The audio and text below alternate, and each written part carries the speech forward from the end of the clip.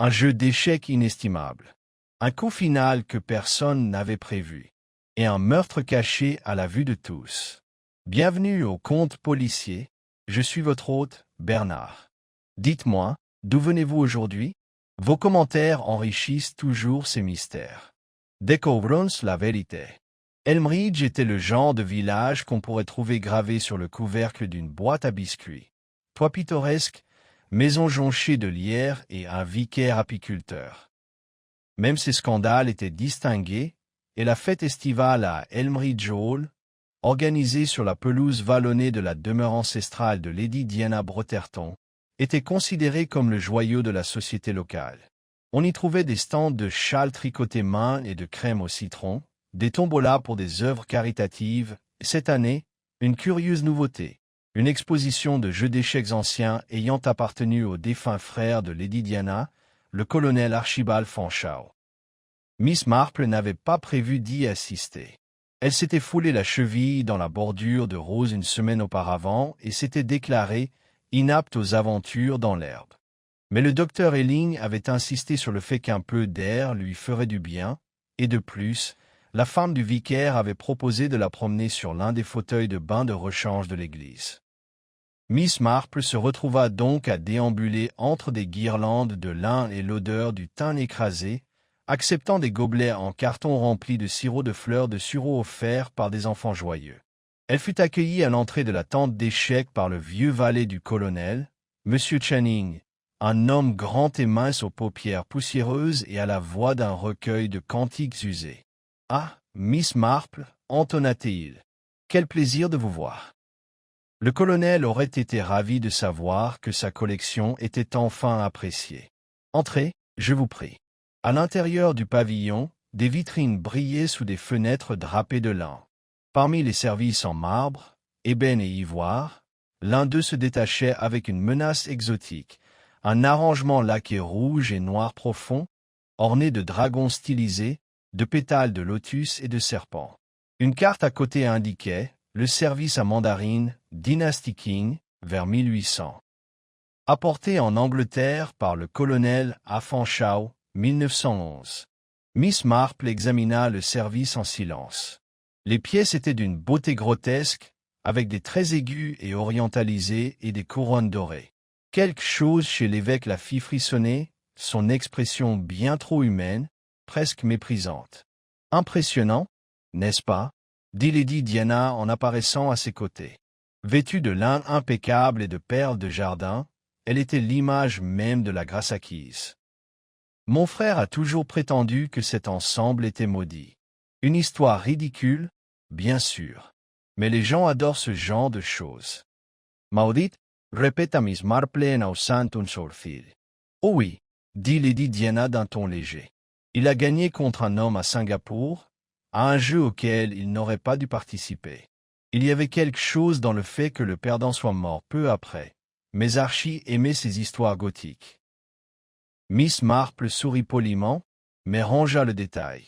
On en disait souvent plus qu'on ne le pensait en essayant de paraître désinvolte. Un cri perturba le calme de l'après-midi. Cela provenait de l'autre côté du terrain de croquet, près de la pergola recouverte de chèvrefeuilles. Les fêtards se figèrent, le silence qui ne peut venir que de l'incrédulité collective. Puis les murmures commencèrent. Quelqu'un s'était effondré, non? Pas effondré. Assassiné, dit-on.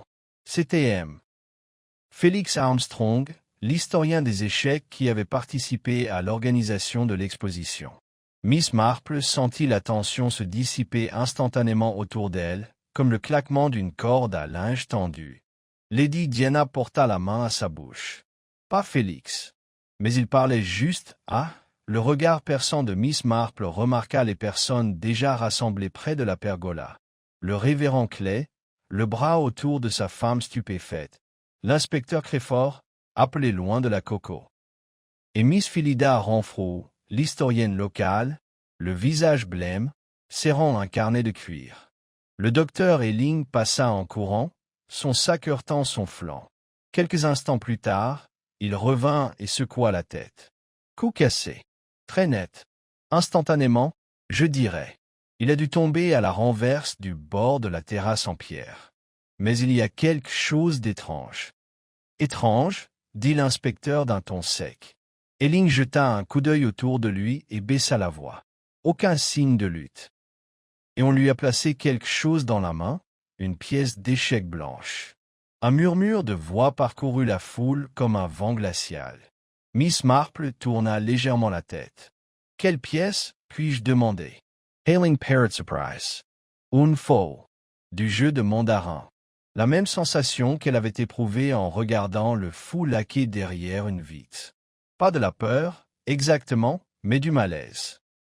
Elle ne croyait pas aux malédictions, mais elle croyait certainement aux symboles, surtout lorsqu'ils étaient brandis par quelqu'un d'assez intelligent pour dissimuler la cruauté derrière un rituel. La fête fut rapidement dissoute. Les gendarmes avaient bouclé le terrain, et le village, récemment engagé dans des concours de dégustation de confitures et des tombolas, se retrouva en proie à de sombres spéculations. Ce soir-là, de retour à son cottage de Church Lane, Miss Marple était assise, le dîner simple et sans appétit. Elle s'autorisa un seul verre de Kérès. Sa cheville la lançait faiblement, mais son esprit s'emballait, tissant délicatement une dentelle mentale de tout ce qu'elle avait vu et entendu. Il y avait eu une tension sous les sourires cet après-midi-là, une sorte de vigilance dans la voix de Lady Diana, une lueur de ressentiment dans le regard de Phillida Renfrew à M. Armstrong. Et le morceau d'évêque laissé dans la main de la victime, comme une carte de visite. Oui, quelqu'un avait voulu être vu, sans pour autant être soupçonné. Miss Marple ferma les yeux. Le jeu, semblait-il, avait commencé. Le lendemain matin, la fête arriva avec un calme particulier, celui qui s'installe sur un village lorsque la vie ordinaire a été bouleversée. Elmridge, habituellement animé par le bavardage des jardiniers taillant les haies et des épiciers déchargeant leurs caisses de pommes, vibrait désormais d'une toute autre tension. Une tension qui faisait bruisser même les feuilles les plus immobiles. À 9 heures, le café de High Street était inhabituellement bondé pour un dimanche. Personne n'avouait être venu pour les ragots. Non, la plupart affirmaient être simplement passés prendre un pain frais. Pour n'avoir pas pu résister aux brioches aux raisins de Doty ce matin.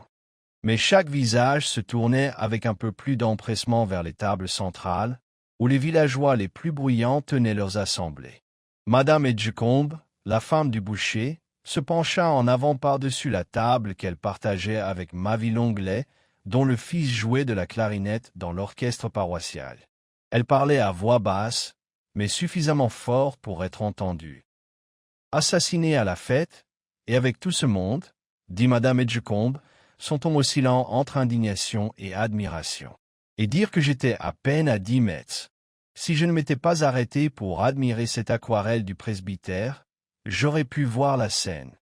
Oh, j'ai entendu dire qu'il avait été poussé carrément par-dessus la terrasse, répondit Mavie. Mais bon, j'ai parlé à Agnès, du WI, et elle dit qu'il n'avait aucune marque. Il est juste tombé en arrière comme un arbre abattu. Et on dit qu'il avait les yeux ouverts. Il fixait tout.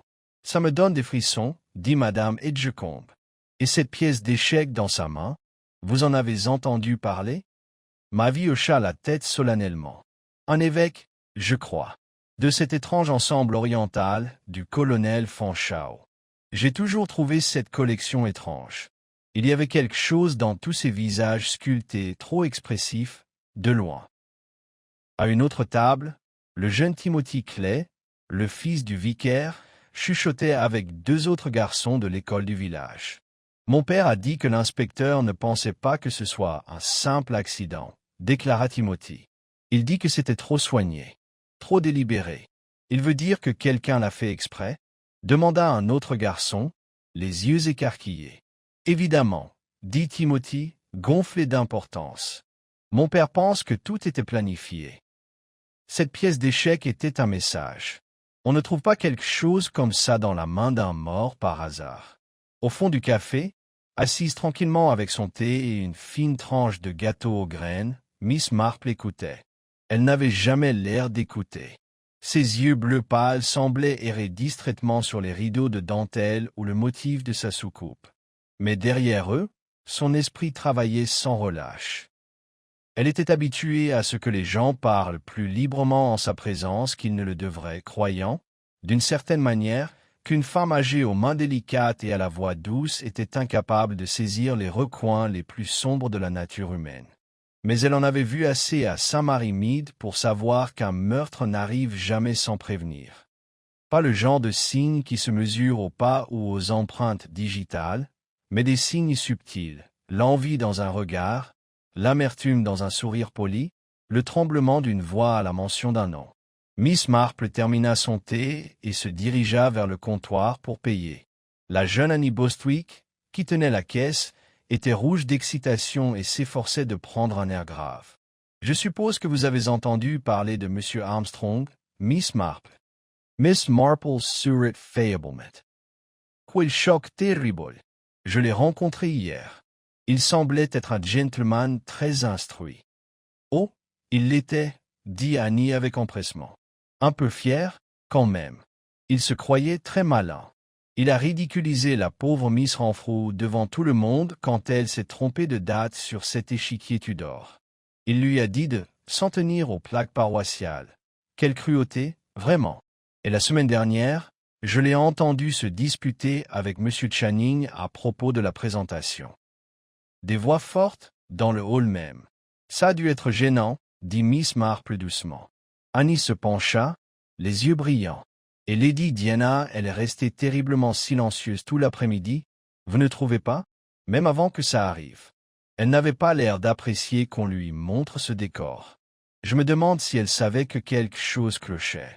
Miss Marple murmura ses remerciements et quitta la boutique, son esprit tissant des fils pour former des schémas. Au commissariat, l'inspecteur Crayford se débattait avec ce qu'il commençait à soupçonner d'être une diversion. C'était un homme de principes inébranlables et il avait toujours trouvé les petits désagréments d'Elmridge faciles à résoudre. Un vélo volé, une vache intrusive, même quelques malversations occasionnelles au club de cricket. Mais là c'était autre chose. Félix Armstrong n'était pas simplement mort.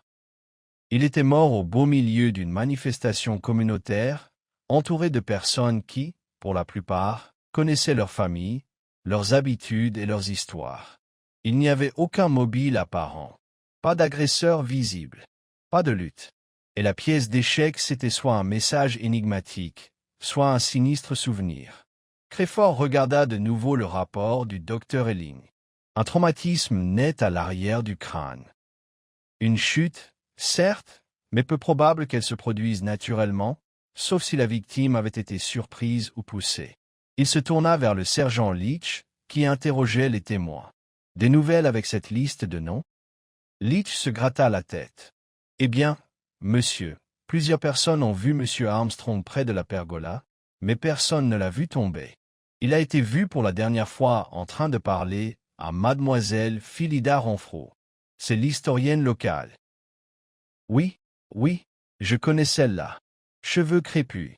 Jamais au bout d'une phrase. C'est celle-là. Il a dit qu'il se disputait avec elle à propos d'un jeu d'échecs mal attribué. Il a dit qu'elle était partie en trombe, mais elle n'y l'avoir touché. Et puis il y a Channing, le valet. Il n'aime pas beaucoup parler, mais le personnel dit qu'il détestait Armstrong. Il le traitait de vendeur de demi-vérité. Et Lady Diana, Leach hésita. Eh bien, monsieur, elle a demandé la présence de son avocat avant de faire une déclaration. Crayford soupira. Il détestait les avocats. Ils rendaient toujours tout le monde nerveux et la vérité plus difficile à trouver. De retour dans son salon, mademoiselle Marple était assise avec un carnet propre et son tricot. Les aiguilles claquaient doucement tandis qu'elle réfléchissait. Félix Armstrong avait été un homme intelligent, peut-être trop intelligent. Un collectionneur de connaissances obscures, fier de son expertise. Ce genre d'homme avait le don de se faire des ennemis sans même s'en rendre compte. Et puis il y avait le décor. La pergola. La pièce d'échec. Miss Marple regarda la page devant elle et écrivit seulement deux noms. Philida Renfrew Channing. Et puis en dessous, un autre, Lady Diana Brotherton. Elle marqua une pause, puis en ajouta un quatrième, le mandarin 7. La partie, en effet, avait commencé. Et elle, Miss Marple, avait l'intention de comprendre chaque coup. Le lundi matin, Elmridge ne se contentait plus de murmurer des rumeurs de meurtre. Il s'organisait, à sa manière distinguée, autour de lui. Un nouvel avis avait été affiché devant le bureau de poste. La police recherche des témoignages. Toute information relative aux événements de la fête d'Elmridge le samedi doit être adressée à l'inspecteur Crayford. L'épouse du pasteur, Madame Clay, s'était déclarée trop émue pour organiser le thé de la communauté des femmes, et la bibliothécaire avait transféré le club d'échecs du village au sous-sol de l'église méthodiste jusqu'à nouvel ordre. Mademoiselle Marple, quant à elle, était assise dans son salon, au doux tic-tac de son horloge et dans la légère odeur de cire d'abeille. Sa cheville, bien qu'en meilleure santé, restait une excuse pratique pour rester immobile, et peu de choses lui convenaient mieux. Après tout, les visiteurs venaient plus librement lorsqu'ils se croyaient confinés. Et ils vinrent. Le premier fut le jeune Timothy Clay, fier d'avoir été près des lieux. Il était assis bien droit dans le fauteuil fleuri, les jambes balançant à peine au-dessus du tapis, sirotant un verre d'eau d'orge comme s'il s'agissait d'un cognac. « Je n'étais pas censé être près de la tente d'échecs, avoua-t-il. Maman dit que c'est un truc d'adulte, toutes ces vieilles pièces et ces histoires. Mais j'y suis quand même allé avec Alfie, juste pour voir. » Monsieur Armstrong est sorti précipitamment, manquant de renverser Alfie. Il avait l'air furieux, lui aussi. Mademoiselle Marple le suggéra doucement. Parlait-il à quelqu'un? Juste avant, oui. Mademoiselle Renfrew, je crois. Elle était toute rose et agitait son carnet comme un éventail. Puis elle est partie en trombe. Il est passé devant nous en marmonnant quelque chose à propos d'amateurs et de bêtises décoratives. Il a laissé tomber son mouchoir. Alfie l'a ramassé, mais il était déjà à la pergola. Avait-il l'air effrayé? Surprise? Timothy secoua la tête, plus agacé qu'autre chose.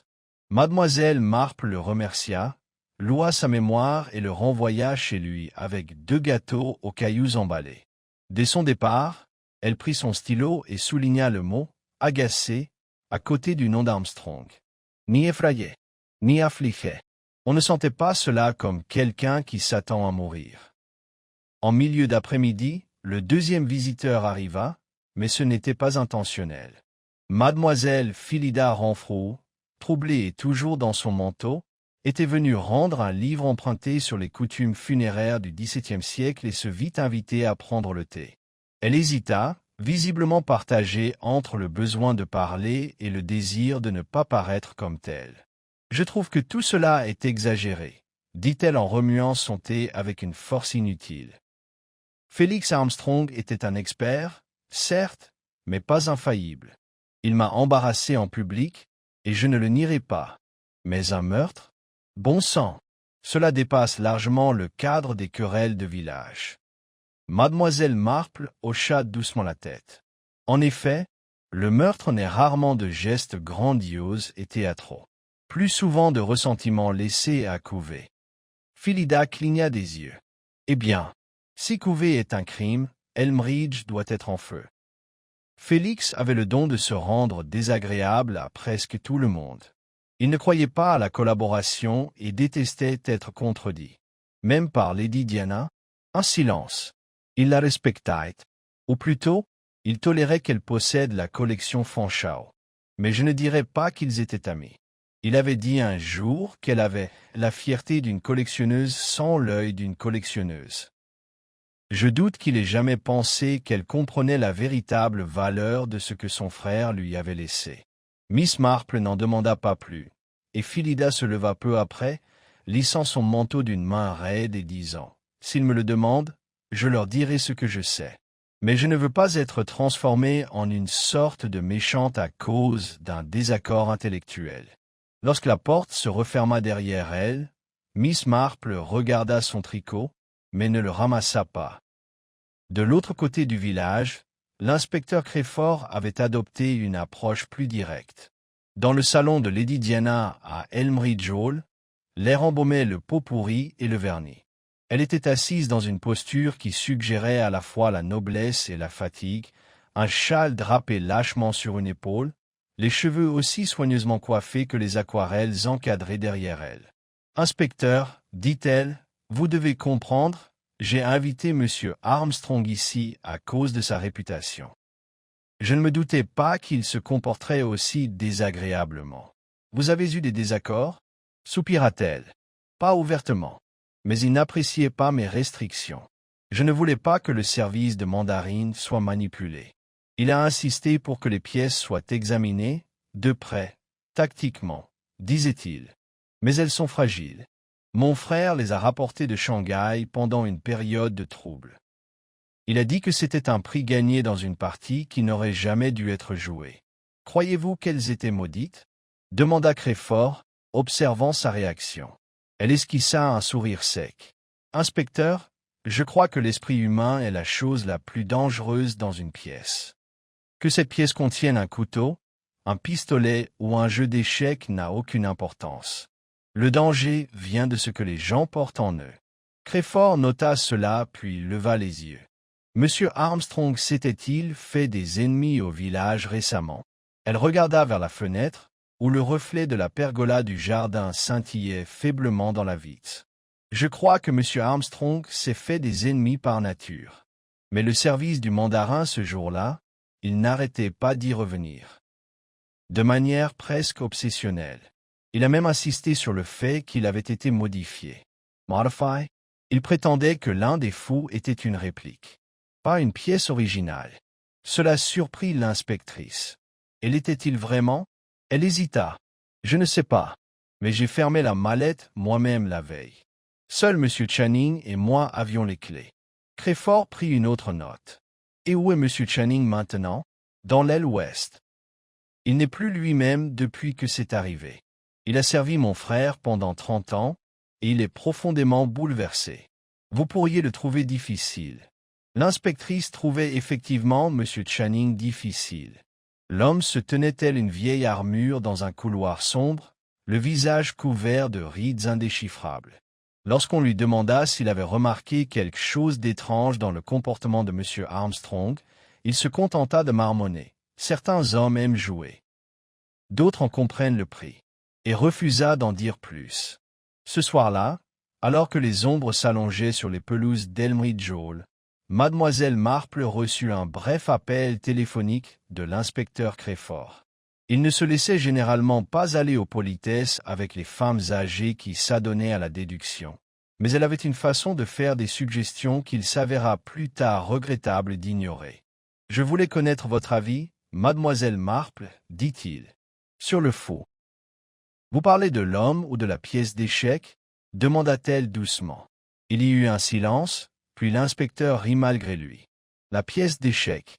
Le docteur Elling dit qu'elle a été placée dans la main de la victime après sa mort. Pas d'empreinte digitale. Mais vous semblez penser que c'était symbolique? Je le pense, répondit Mademoiselle Marple. Et je soupçonne que l'évêque n'a pas été choisi au hasard. Il représente la stratégie, la subtilité. Le mouvement qui se fait en diagonale, invisible, et peut-être même le jugement spirituel. Curious interpretation. Tout à fait. J'ai toujours pensé que les gens ne choisissent pas de symbole à moins de vouloir dire quelque chose sans être entendu. Dans ce cas, je crois que quelqu'un s'est exprimé très clairement mais pas avec des mots. Crayford la remercia et raccrocha, laissant Miss Marple à ses pensées, qui vacillaient comme la lueur d'une bougie sur les pages de sa liste qui s'allongeait. Elle ajouta une phrase. Un évêque se déplace en diagonale, mais frappe de côté. Mardi arriva avec des nuages bas et l'odeur de la pluie qui s'annonçait. Le genre de temps, pensa Miss Marple, qui pesait sur un village comme une couverture de laine, humide, lourd et étrangement propice aux confessions. 3 jours s'étaient écoulés depuis la fête, et même si Elmridge fonctionnait toujours à son rythme habituel, le tintement des bouteilles de lait à l'aube, le trot des chiens devant le marchand de légumes, les hymnes chantés devant la chapelle, le souvenir du meurtre était omniprésent. Les spéculations, désormais teintées de fausses certitudes, fusaient sur les comptoirs et les tables à thé. La plupart des villageois s'étaient forgé une opinion bien arrêtée sur l'assassin de Félix Armstrong. Et comme la plupart des théories de ce genre, elles étaient tapageuses, erronée et étrangement commode. Évidemment, mademoiselle Renfrew, dit M. Hartley du papetier, triant des cartes postales avec l'énergie d'un homme convaincu de son génie. Il a humilié publiquement, n'est-ce pas? L'orgueil blessé est dangereux chez une femme. Madame Dawlish exprima son profond désaccord dans la file d'attente de la boulangerie. N'importe quoi. Ce sont toujours les discrets. Je dis que c'est Channing. Il vit dans cette maison depuis des années, il en connaît tous les recoins. Il a l'air d'être du genre à craquer. Ou Lady Diana elle-même, chuchota mademoiselle Corbett, qui aimait le mélodrame. C'est une Bretterton. Une telle fierté ne pardonne pas le manque de respect. L'inspecteur Crayford, quant à lui, concentrait son attention. Les suspects évidents avaient fait surface, et même s'il se méfiait de tout ce qui était trop bien ficelé, il fallait bien commencer quelque part. Il était assis dans la petite salle d'interrogatoire du commissariat avec le sergent Leach, triant dossiers et transcriptions. Chaque nom avait un poids différent. Commençons par mademoiselle Renfrew, dit Crayford. Je l'ai déjà réinterrogée ce matin, monsieur, répondit Leach.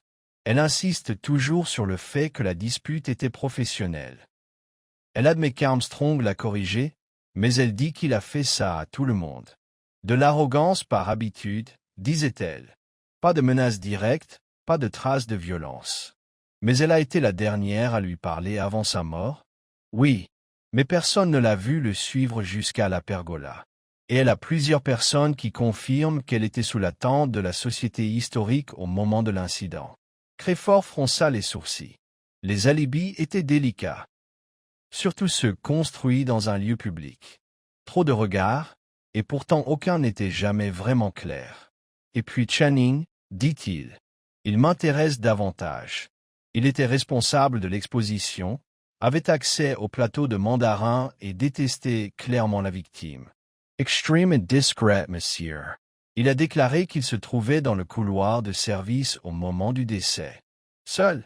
Crayford S.E. Rassett. Pratique. Leach hésita. Sauf votre respect.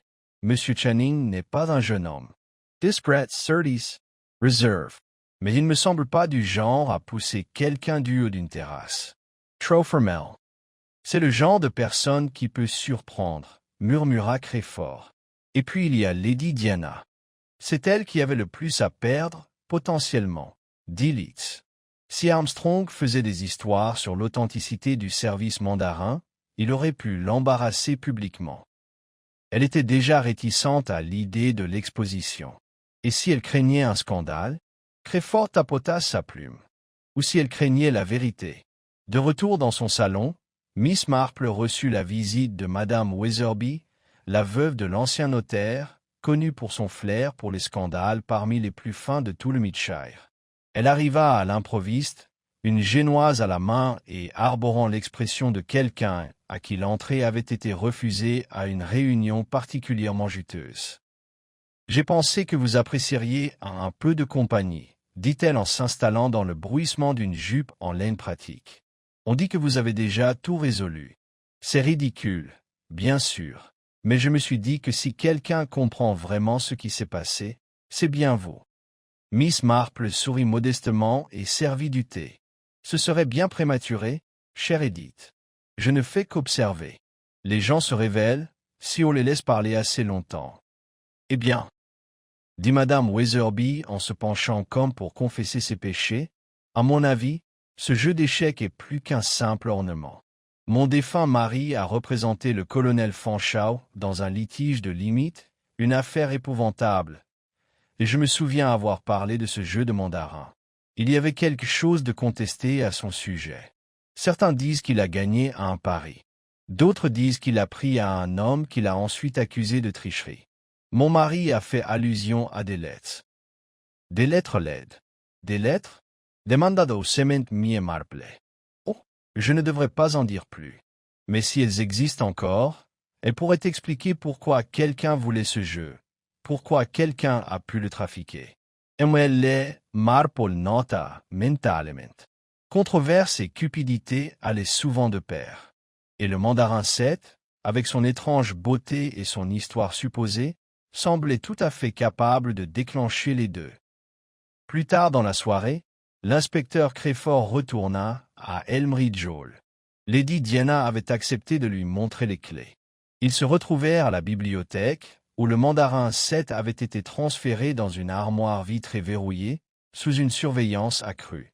Elle ouvrit un coffret en velours et en sortit 2 clés en fer identiques, chacune marquée d'un minuscule blason. « Ce sont les 2 seules, dit-elle. J'en gardais une dans mon bureau.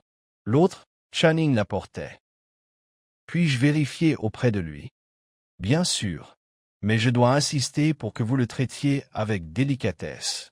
Il a servi cette famille pendant 2 guerres et les excentricités de mon frère. » Crayford ne fit aucun commentaire, mais accepta les clés. Quelques instants plus tard, Channing fut appelé.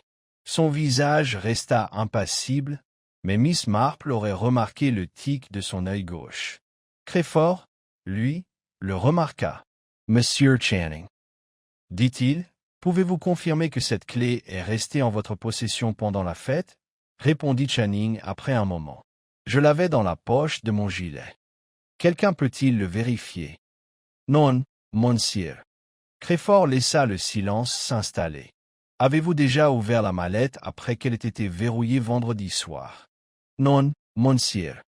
Pas avant la découverte du corps. » Mais Armstrong a accusé l'évêque d'être une réplique. Channing leva lentement les yeux. Il avait tort. C'est une certitude. Je connais les pièces. Je les ai emballées avec le colonel Fanshawe. Je les ai nettoyées moi-même. Crayford examina le visage de l'homme. « Avez-vous déjà menacé M. Armstrong? » Channing serra dit. « Je ne menace pas, inspecteur. Mais vous ne l'aimiez pas. » La voix de Channing baissa. Je respectais le savoir. Pas la vanité. Ce soir-là, Miss Marple était assise dans son lit, son journal à la main, le visage sculpté de l'évêque mandarin vacillant dans ses pensées. Les premiers suspects s'alignaient comme des pièces d'échecs sur un échiquier. Mais l'une d'elles n'avait pas encore bougé. Et Miss Marple avait appris, au cours de sa longue vie, que ceux qui observaient depuis les bords étaient souvent les plus dangereux. Elle referma le journal d'un claquement discret. L'échiquier était en place. Les joueurs avaient commencé à jouer. Mais la partie, elle le savait, ne faisait que commencer. Le soleil du mercredi se leva pâle et voilé, projetant une lumière argentée sur Elmridge, comme si le village lui-même hésitait à se montrer après tant de jours de spéculations murmurées et de regards obscurs. Malgré le ciel nuageux, Miss Marple ouvrit ses fenêtres tôt, laissant pénétrer le léger parfum des hortensias et de la suie de cheminée.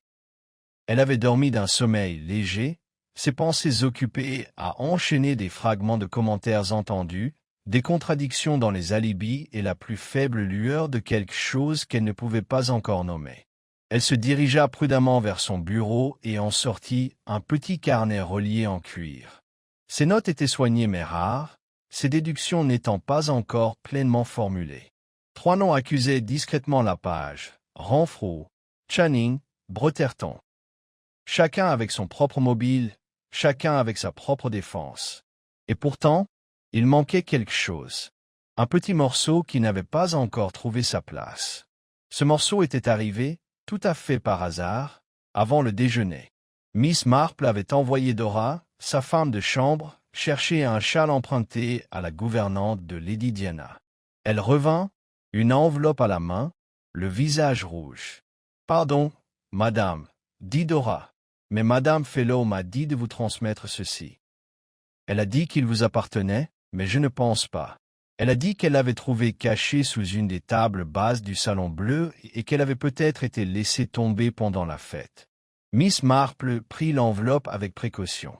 Elle était de couleur crème, épaisse, sans adresse. À l'intérieur se trouvait une feuille de vélin pliée, finement gaufrée d'un insigne qu'elle ne reconnaissait pas. Mais ce n'était pas le monogramme qui la fit hésiter. C'était l'écriture. Elle la déplia lentement et lut. « Menacer l'évêque, c'est nier le cours du jeu. Mieux vaut le laisser frapper de là où personne ne regarde. » Il n'y avait pas de signature. Les yeux de Miss Marple se plissèrent légèrement. Ce n'était pas, en soi, une confession. C'était une déclaration délibérée, énigmatique, écrite par quelqu'un habitué à jouer des rôles. Le phrasé était glacial. Celui qui l'avait écrite avait longuement réfléchi au symbolisme, à la performance, à la façon de placer le sens dans la forme. L'évêque encore. Toujours l'évêque. Elle la retourna et aperçut une infime tache dans un coin, peut-être là où un pouce avait appuyé trop fort, ou là où l'humidité avait ramolli l'encre. Elle la plaça sous sa loupe et cligna des yeux. Un éclat de laque rouge. Trop petit pour être une tache, trop précis pour être aléatoire. Elle repensa au coffret mandarin. Laqué rouge et noir. Distinctif. Fragile. Précis. Elle se leva, ignorant sa cheville, et sonna Dora. Dora, dit-elle, pourrais-je vous demander de faire un tour dans le fauteuil de bain? Je pense que je reviendrai au manoir. J'ai quelque chose à rendre et quelque chose que j'ai très envie de voir. À Elmridge Hall, Lady Diana n'était pas chez elle. Mais Channing fit entrer Miss Marple avec une révérence raide et ne posa aucune question en la conduisant à la bibliothèque. Le service du mandarin était assis sous sa vitrine, étrange et silencieux. Miss Marple s'en approcha lentement, observant chaque silhouette, les tours sculptées en pagode, les chevaliers aux lames courbes, bien sûr, les faux. Il y en avait deux, chacun tourné dans une direction différente, debout à des angles opposés. Mais l'un d'eux présentait une légère décoloration sous sa base, une légère tache rouge plus claire. Channing se tenait à côté d'elle, l'expression indéchiffrable. « Vous les avez nettoyés, n'est-ce pas, monsieur Channing ?» a-t-elle demandé doucement. « En effet, madame. Avec soin, comme je l'ai toujours fait. » Et les répare là. Il a des platchets. Seulement des retouches mineures. Il y a des années. La laque a tendance à s'écailler avec le temps. Mademoiselle Marple acquiesça, puis se pencha en avant. « Cet évêque, dit-elle tranquillement, pointant vers celui avec la base plus légère. Il a été traité plus récemment que les autres. » Channing n'a rien dit. Mademoiselle Marple a continué, la voix réfléchissant presque. « Et pourtant, c'est aussi celui le plus souvent détourné de la vue, n'est-ce pas? Son visage plus caché. Curieux, comment quelqu'un pourrait vouloir cacher quelque chose à ce sujet? » Elle fit une pause, puis se tourna. « Monsieur Armstrong a-t-il déjà commenté cette pièce spécifiquement? » La mâchoire de Channing s'étendit. Il a dit que c'était une contrefaçon, qu'elle n'appartenait pas à l'ensemble original.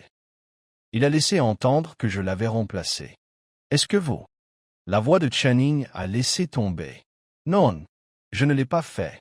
Mais je crois que quelqu'un d'autre peut avoir. » Mademoiselle Marple a tenu son regard. « Et pourtant vous n'avez rien dit. »« Je sers la famille, madame. Je ne suis pas ici pour remuer de la boue. Pas même lorsque le meurtre s'est produit. » Une longue pause. « J'avais peur, a-t-il finalement dit. Pas pour moi-même, mais pour la dame. C'est sa fierté. Et sa honte. » Le colonel Fanshawe l'a ramené dans des circonstances douteuses. Il y a eu des chuchotements. Un homme est mort. Certains disent que le colonel l'a gagné par tromperie. Mademoiselle Marple a absorbé cela. Un ensemble construit sur le déshonneur. Un symbole de conquête, maintenant armé dans la mort. « Merci, monsieur Channing, dit-elle doucement. Vous avez aidé plus que vous ne le savez. » Elle a quitté la salle dans un silence réfléchi. De retour dans son salon, elle a ajouté une nouvelle section à ses notes. Cette fois, elle ne l'a pas le titre « Suspect ».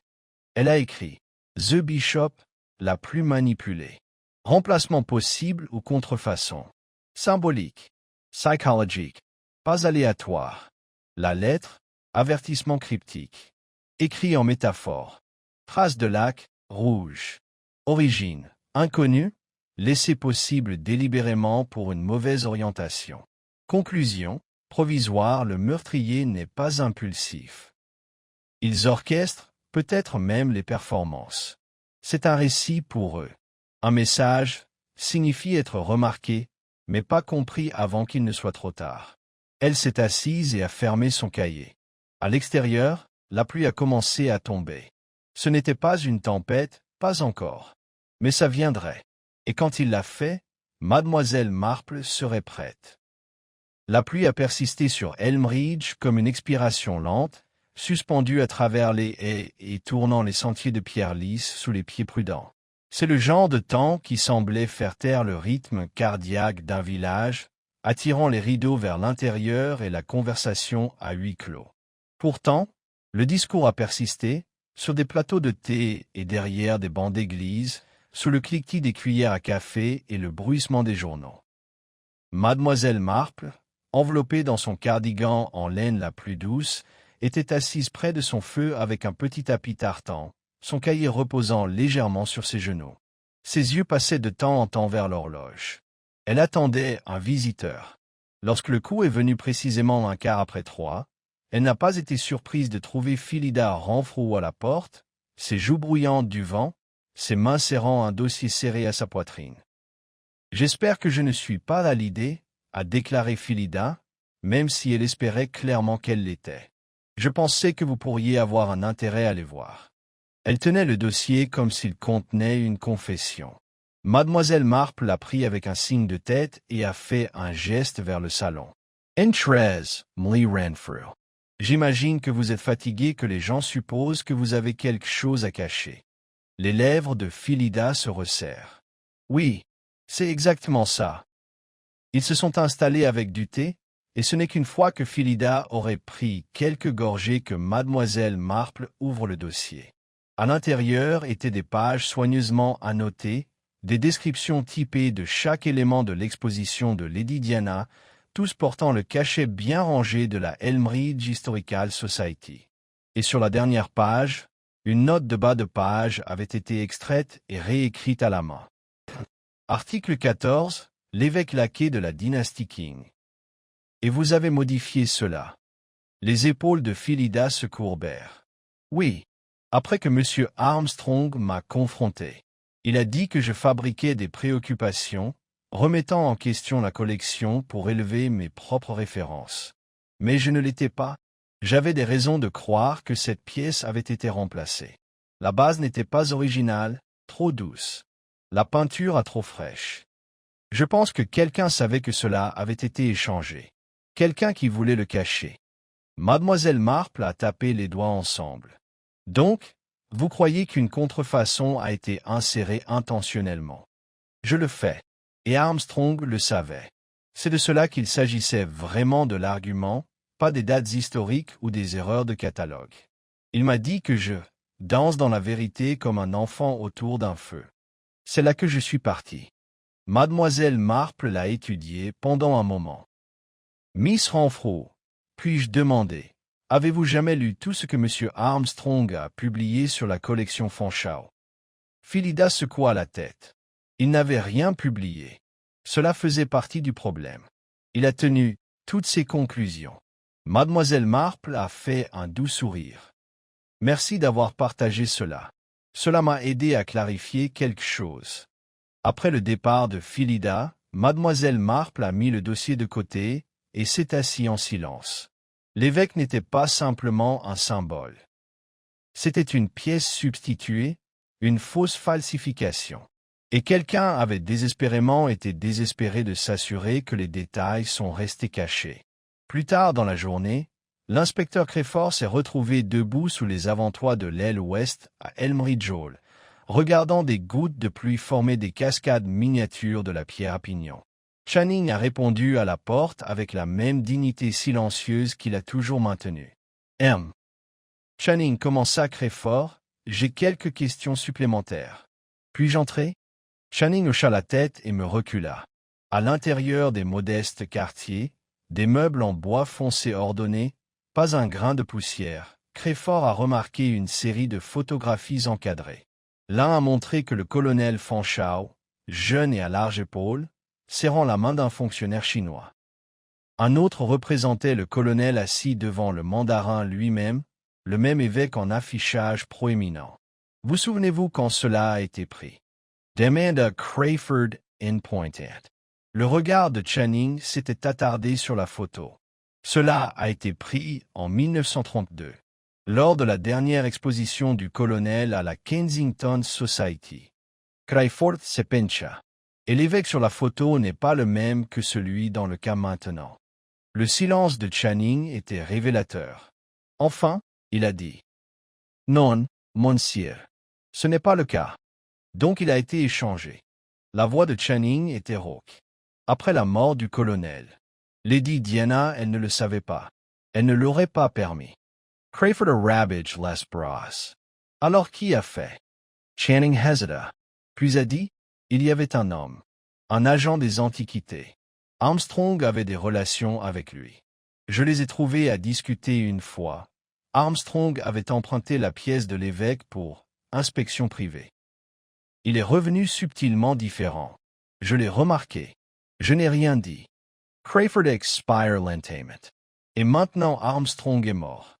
Cette pièce, a déclaré Channing, la voix tombant en murmure, n'était pas seulement rare. C'était unique. L'évêque d'origine avait une base cachée, une cavité, à peine visible. Le colonel l'a utilisée pour faire passer quelque chose à la maison. Des lettres. Documents. Je soupçonne qu'Armstrong les a trouvés. La révélation a frappé comme une pierre dans l'eau. De retour à son chalet, Mademoiselle Marple regarda son tricot, puis se leva et retourna à son cahier. Elle a écrit un mot, chantage. Il a expliqué le secret. Le symbolisme mis en scène. Armstrong n'avait pas simplement été tué pour être difficile, il avait menacé quelqu'un. Quelqu'un avec un passé lié à l'ensemble du mandarin et un motif profondément enraciné dans la honte ou le scandale. Un coup retentit à sa porte. C'était le révérend Clay. Il se tenait nerveusement sur le pas, retirant son chapeau. « Pardonnez-moi, mademoiselle Marple, mais j'ai trouvé quelque chose que je pensais que tu devais voir. C'est de l'église. » À l'intérieur se trouvaient des listes d'invités des nominations militaires du colonel Fanchao, y compris une note sur un incident sans nom à Shanghai impliquant un homme appelé Shen Li, une accusation de vol et une réaffectation brutale. Les yeux de mademoiselle Marple s'assombrissent légèrement. « Merci, révérend. C'est peut-être la pièce manquante. » L'ensemble du mandarin était venu en Angleterre sous un nuage. Ce nuage n'avait pas levé, il avait simplement attendu. Maintenant, elle sentit la tempête commencer à se casser. Elle a tourné une dernière page et a écrit « L'évêque cache plus que la stratégie. Il cache la honte. Et quelqu'un tuerait pour l'enterrer à nouveau. » La pluie a brisé ce soir-là juste avant le crépuscule, se séparant dans des brins chatoyants qui ont laissé les pavés brillants comme du miel sombre. Elmridge exhalait sous le silence doux du temps en recul, ses cheminées émettaient à nouveau des fils de fumée et ses fenêtres brillantes chaudes avec la lumière de la lampe. Mais sous ce calme domestique renouvelé, la vérité a continué à se déplacer, insultante et pleine d'ombre. Mademoiselle Marple s'est assise à sa fenêtre, regardant des gouttelettes glisser dans des arcs lents dans le verre. Le livret du révérend Clay était ouvert sur la table d'appoint à côté d'elle, un dossier modeste qui a néanmoins porté avec un froid distinctement colonial. Elle l'avait lu 2 fois, et à chaque fois, cela confirmait une suspicion croissante, que la mort de Félix Armstrong n'avait pas simplement parlé de l'ego ou de l'exposition. Il s'agissait d'une histoire. Burcy, le genre que les gens préfèrent détruire plutôt que de laisser entrer la lumière. Mais elle avait besoin de confirmation. À 8h15, le téléphone a sonné. C'était l'inspecteur Crayford. « Je crois que vous aviez raison, » a-t-il dit sans préambule. À propos du chantage. Mademoiselle Marple ne semblait pas surpris. « Allez-y, inspecteur. Je viens de rentrer d'une interview avec un certain marchand d'antiquités à Tunbridge Wells. Homme du nom de Harker. Il a admis avoir eu des relations avec Armstrong. Il dit qu'Armstrong lui a montré un ensemble de lettres. Des lettres avaient entrepris en contrebande dans la base de ce bishop. Apparemment écrit par Poole. Dites Marple du chemin. Cela conviendrait. Selon Harker, Armstrong a affirmé qu'il allait écrire un article qui exposerait la réputation du colonel. Il a dit que les lettres prouveraient que l'ensemble du mandarin avait été volé. Acquis dans un jeu truqué pendant les négociations en guerre. Oui, et ce n'est pas tout. Les lettres suggèrent que le colonel a peut-être payé pour faire taire Shen Li ou pire. Mademoiselle Marple était silencieuse un moment. Les péchés de l'Empire, a-t-elle déclaré. Ils ont le don de hanter les pièces les plus silencieuses, poursuivit Crayford. Et voilà que ça devient plus étrange. Harker dit qu'Armstrong lui a rendu visite à nouveau le matin de la fête. Il semblait différent. Destabilize. Il a dit qu'il ne publierait peut-être pas, finalement. Il a parlé d'être surveillé. Il a pressenti le danger, murmura Miss Marple. Exactement. Et maintenant, il est mort. Miss Marple croisa les mains. Inspecteur, je crois que vous venez de nous donner la clé. Les lettres étaient peut-être l'arme d'Armstrong, mais quelque chose s'est produit entre cette deuxième visite et sa mort. Quelqu'un l'a convaincu de se taire. Oh, et ça y est. Et quand cela a échoué, ils ont agi. D'accord. Dites Crayford. Et je crois savoir qui. Cette nuit-là, Elmridge ne dormit pas facilement. Dans les maisons bordant la place, les lumières brûlaient plus longtemps que d'habitude. Des rideaux bougeaient sous l'effet de mains invisibles, et un étrange silence s'installa, comme si l'air lui-même était prêt à recevoir une révélation. À 9h30, une seconde onde de choc frappa. Lady Diana Brotherton fut retrouvée inconsciente dans son salon. La femme de chambre, Elsie, venue lui apporter son thé du soir, la découvrit affalée sur le sol, une main pressée contre son corps, l'autre serrant une enveloppe. On découvrit plus tard qu'il s'agissait d'une pièce d'échec. Un cavalier noir. L'inspecteur Crayford arriva avant même que le médecin ait fini de la soigner. Lady Diana fut ranimée grâce à des sels odorants et à quelques murmures rassurants, même si son teint restait pâle et sa voix hésitante. « Je ne sais pas ce qui s'est passé. » dit-elle, hébétée. Il lissas. Les lumières vacillèrent. Et puis quelqu'un derrière moi. Je n'entendis rien. Juste une présence. Puis une douleur. Comme un éclair soudain dans les côtes. « Il n'y a pas de coupure, » dit le docteur Elling. « Pas de traumatisme contondant. Une légère ecchymose se forme, mais pas de lésion grave. Je pense qu'elle s'est évanouie. Peut-être à cause du choc. » Crayford examina la pièce d'échec. Le cavalier noir. Il appartenait au même ensemble mandarin. Il se tourna vers Lady Diana. « Où l'a-t-on laissé ?» Elle leva faiblement les yeux. « Sur le secrétaire. Avec un mot. Mais il a disparu, je ne sais pas où. J'ai dû le laisser tomber. » Une fouille de la pièce ne révéla rien. Mais Miss Marple, appelée par Dora dans son fauteuil de bain, arriva à temps pour inspecter la pièce. « C'est un message, » dit-elle doucement en soulevant le cavalier de ses mains gantées. « Où le fou est arrivé en premier. Maintenant le cavalier. » Aux échecs, le cavalier se déplace de manière inattendue. Il saute là où les autres marchent. Un autre avertissement? Demanda Crayford. Peut-être. Ou peut-être une signature. Quelqu'un nous dit qu'ils ont toujours le contrôle. Qu'ils voient tout. Avancez devant nous. Lady Diana fut transportée à l'étage pour se reposer, mais le choc avait commencé. Le village, déjà ravagé, se mit en état d'alerte. Il y avait eu un mort. Maintenant, il y avait une attaque. Et pourtant, personne ne connaissait le visage qui se cachait derrière. Le lendemain matin, Miss Marple demanda à revoir le mandarin 7. Lady Diana, pâle et enveloppée dans un châle, accepta. « Je dois vous dire quelque chose. » dit-elle tandis qu'ils étaient assis côte à côte près de la vitrine. « J'ai menti. Je savais que l'évêque avait été remplacé. Pas quand c'est arrivé, mais plus tard. Après la mort d'Archie. J'ai interrogé Channing à ce sujet. Il a nié. J'ai laissé passer. J'avais peur. Peur que cela ne révèle quelque chose que vous ne souhaitiez pas voir? Demanda Miss Marple doucement. Oui, j'ai grandi en croyant qu'Archie était un héros. Je ne supportais pas l'idée qu'il ne l'était pas. Miss Marple lui toucha le bras avec gentillesse. La vérité, Lady Diana, est rarement aussi claire qu'on le voudrait. Mais la cacher vous a coûté la vie. Peut-être plus. Lady Diana hocha la tête. Je suis prête à vous aider, Miss Marple. Comme je peux. Miss Marple se tourna vers le plateau. Ce jeu, dit-elle, n'a jamais été une question de stratégie. C'était une question d'héritage. Et quelqu'un l'a traité comme une pièce de théâtre. Une pièce symbolique après l'autre.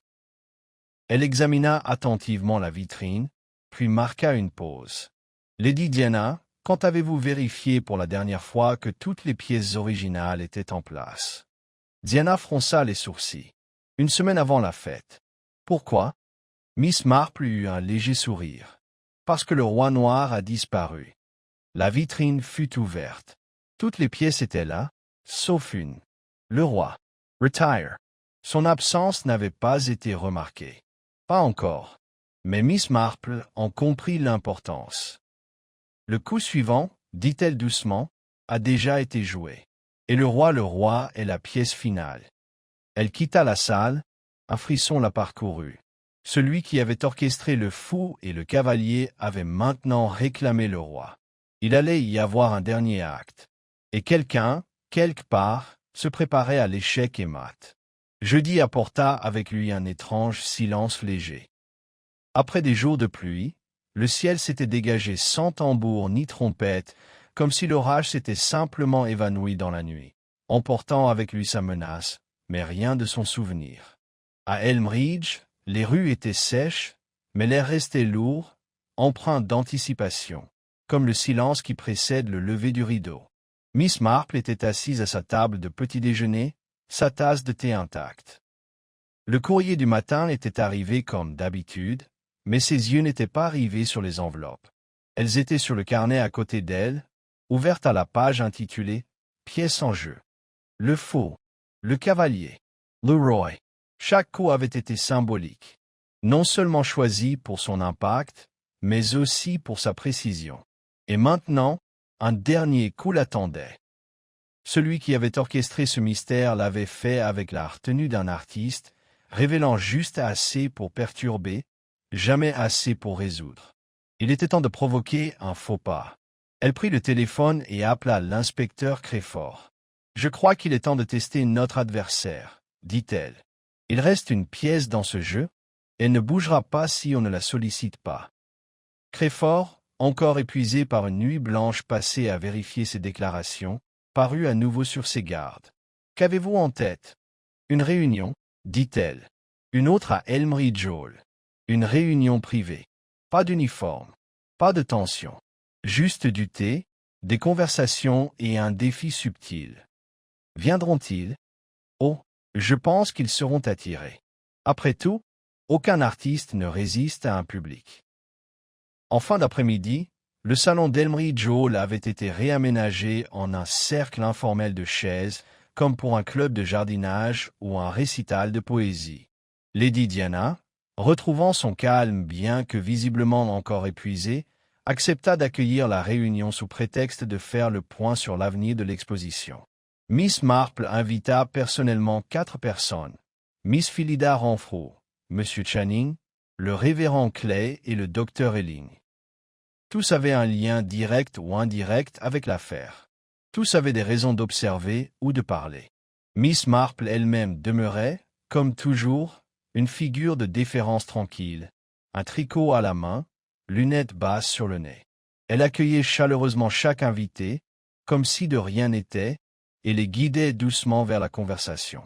La salle s'emplit de remarques polies et de rires mesurés, mais une tension sourde palpitait. « Je dois dire, » dit Miss Renfrew après une seconde tasse de thé, que c'est un soulagement de parler sans se sentir interrogé. L'inspecteur Crayford est bien intentionné, bien sûr, mais on se lasse de son regard. « Je suppose qu'il fait simplement son travail, » murmura le révérend Clay en faisant tourner lentement un biscuit entre ses doigts. « Justice doit être rendue. » Le docteur Elling esquissa un sourire crispé. Et pourtant, la justice, mal appliquée, peut faire plus de mal que de bien. J'ai vu des cas où les accusations ont fait plus de mal que de vérité. Miss Marple hocha la tête avec gentillesse. En effet, docteur. Mais parfois, une petite vérité oubliée peut être comme une maille perdue. Elle altère tout le motif. Elle posa son tricot et se leva lentement, face au groupe. « J'espère que vous me pardonnerez ma franchise, » dit-elle, « mais je dois vous tracasser tous avec une dernière question.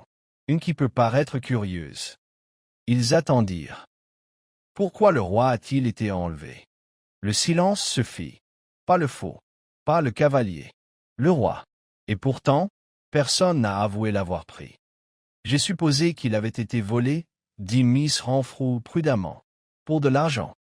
Mais le fou a été remis dans la main de la victime, poursuivit Miss Marple, et le cavalier dans le bureau de Lady Diana. Alors pourquoi pas le roi? Qu'est-ce qui est différent? Channing s'éclaircit la gorge. Peut-être que le tueur fait monter la tension. Un dernier coup de théâtre. Peut-être, dit doucement Miss Marple. Ou peut-être que le roi est toujours parmi nous. Un silence. Miss Marple se dirigea vers le coffret mandarin dans sa vitrine. Elle ouvrit lentement la vitrine et en sortit un pion, le tenant à la lumière. Voyez-vous, le roi n'a de sens que si nous savons qui il est censé représenter. Aux échecs, c'est la pièce la plus importante, mais aussi la plus vulnérable. Protégée par d'autres. Déplacée avec précaution. Elle se retourna, laissant le silence s'installer. Et une idée m'est venue.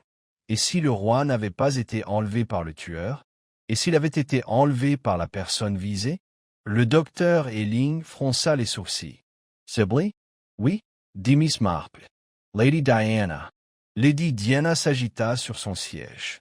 Voyez-vous, quelqu'un l'a attaquée non pas pour la tuer, mais pour l'effrayer, pour lui transmettre un message. Un chevalier noir, placé délibérément. Mais pas de lettre, pas d'exigence, juste de la peur. Le révérend Clay parut surpris. Mais pourquoi l'effrayer maintenant? Pour l'empêcher de parler, dit Miss Marple d'une voix calme. Elle savait, ou elle commençait à soupçonner. Elle regarda Lady Diana, pâle, mais hochant lentement la tête. Oui, dit Lady Diana.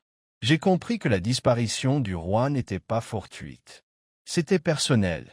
Cela m'a fait penser à mon frère. Combien de choses de sa vie j'ignorais. Miss Marple se tourna de nouveau vers le groupe. Mais ensuite, je me suis dit, et si le roi n'était pas symbolique du tout? Et s'il était fonctionnel?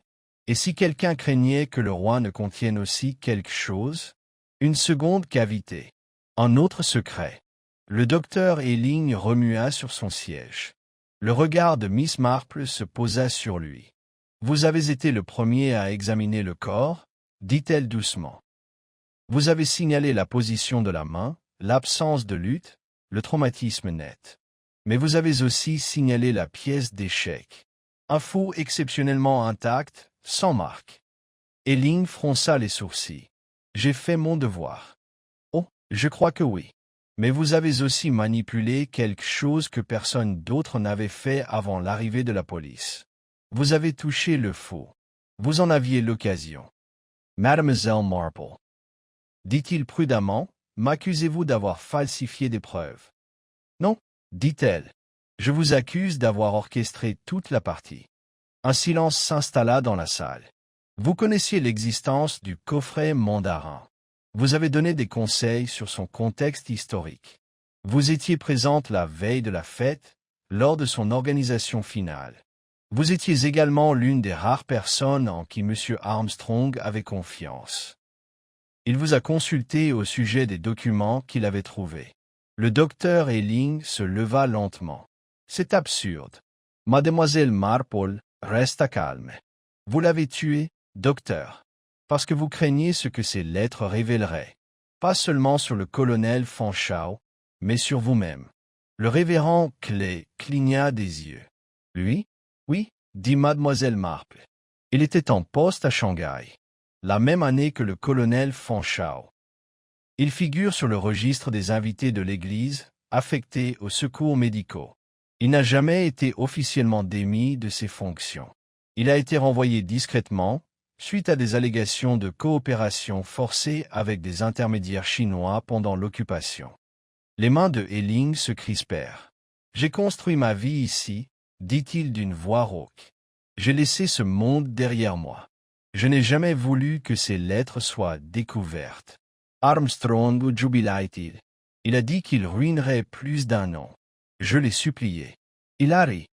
Il regarda les autres, le visage irrité. Je voulais seulement l'effrayer. Mais il n'a pas eu peur.